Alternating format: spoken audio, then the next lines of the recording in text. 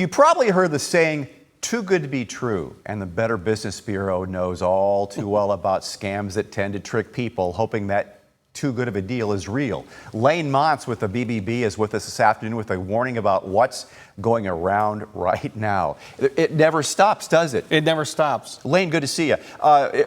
It's like if these scammers would work as hard at being good at their jobs instead of scamming people, they're very good sometimes at doing some of these things. That's not gonna happen. I think they're doing better as scammers than at making an honest living. All right, so with cost of groceries and fuel going up, sometimes you get some kind of a saving opportunities. Tell me about what the scam is. Well, so Dan, I've been coming on for about 4 years. By the way, this is our last show together. Yes. I'm pretty sad about that. I know I'm your favorite guest. So, but anyway, so we've been warning people, and a lot of those warnings have been about electronic or online scams.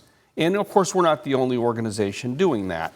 Well, scammers have gone retro a little bit now. They're getting back to sending letters and postcards, and this is a new scam we're seeing working its way from Florida through Georgia, and they do tend to work from the edges of the country, the coasts, into us in the heartland.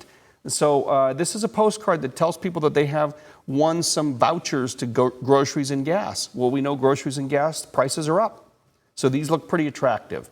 And people look at them and they say, well, it's tangible, it's a physical postcard, so that it comes with some built-in credibility, so that basically the scammers have pivoted back to old school. And then it's the same old thing. You have to give a credit card number, you have to pay an amount to claim your prize, so to speak. And that is what's working its way. We're trying to get ahead of this one, Dan.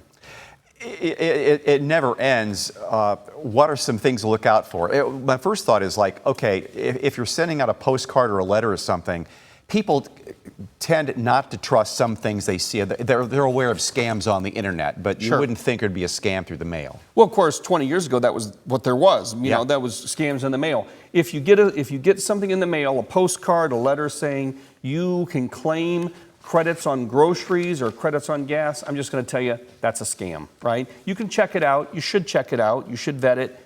You should not pay money to get a prize. If it's a prize, it's a prize. You don't have to pay to have access to it. So if you get something like that and you check it out, you think it might be valid, and you call it and they say, we just need your credit card number, there's a processing fee, click. Yeah.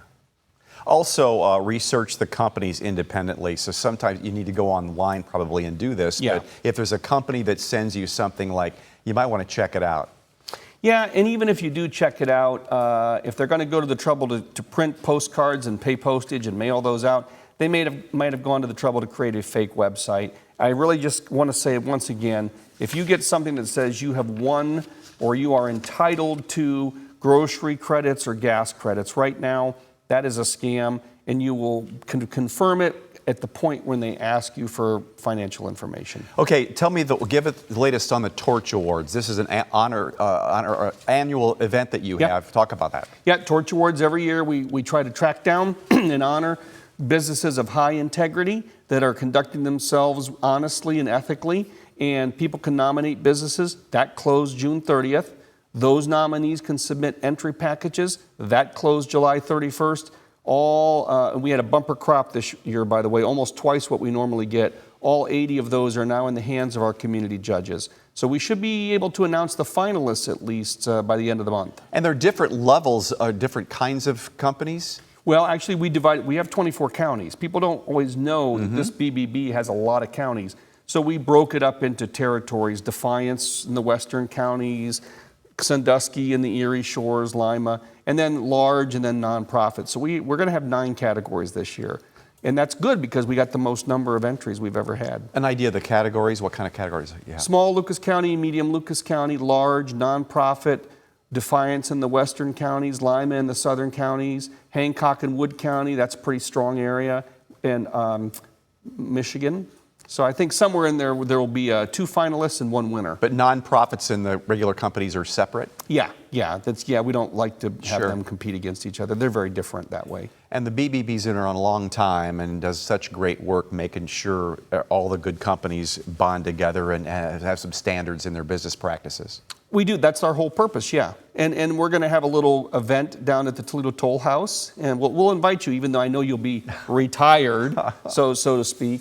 107 years for the BBB, almost as many years as you've been on the air. Almost, not quite. Lane, so good to see you again. Dan, Thanks, thank my you, and friend. congratulations on a Appreciate it. fantastic broadcast career. Thank you. Yeah.